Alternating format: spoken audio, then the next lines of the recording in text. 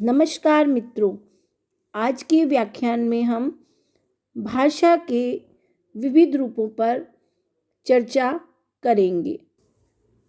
भाषा के विविध रूपों के अंतर्गत इस व्याख्यान में हम बोली, राष्ट्रभाषा, राजभाषा और मानक भाषा को जानेंगे। बोली किसी भी भाषा को क्षेत्रीय रूप में बोला जाता है तो वह बोली कहलाती है। बोली भाषा का ही एक रूप है।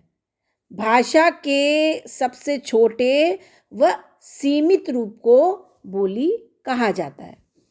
हर जगह लोग अपनी अपनी बोली बोलते हैं।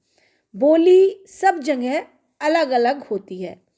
बोली से हम अपने विचारों और शब्दों को एक दूसरे के साथ व्यक्त कर सकते हैं।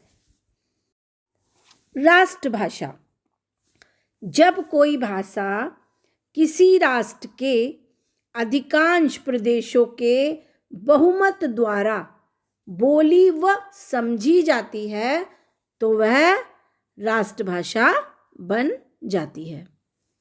दूसरे शब्दों में वह भाषा जो देश के अधिकतर निवासियों द्वारा प्रयोग में लाई जाती है राष्ट्रभाषा कहलाती है।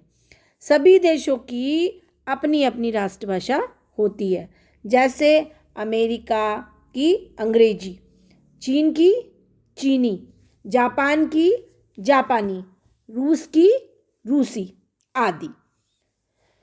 भारत की राष्ट्रभाषा हिंदी है। यह लगभग 70-75% लोगों के द्वारा प्रयोग में लाई जाती है। राजभाषा वह भाषा जो देश के कार्यालयों व राजकाज में प्रयोग की जाती है राजभाषा कहलाती है।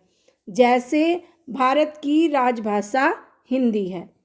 संविधान सभा ने लंबी चर्चा के बाद 14 सितंबर सन 1949 को हिंदी को भारत की राजभाषा स्वीकारा गया।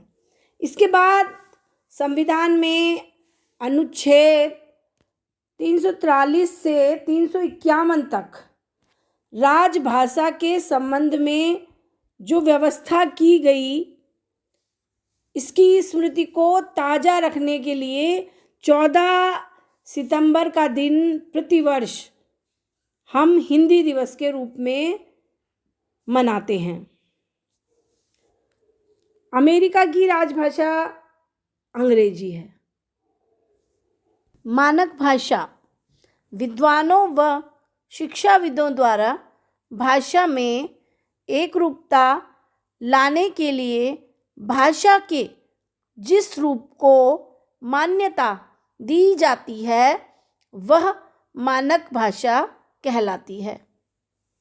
भाषा में एक ही वर्ण या शब्द के एक से अधिक रूप प्रचलित हो सकते हैं। ऐसे में उनके किसी एक रूप को विद्वानों द्वारा मान्यता दे दी जाती है।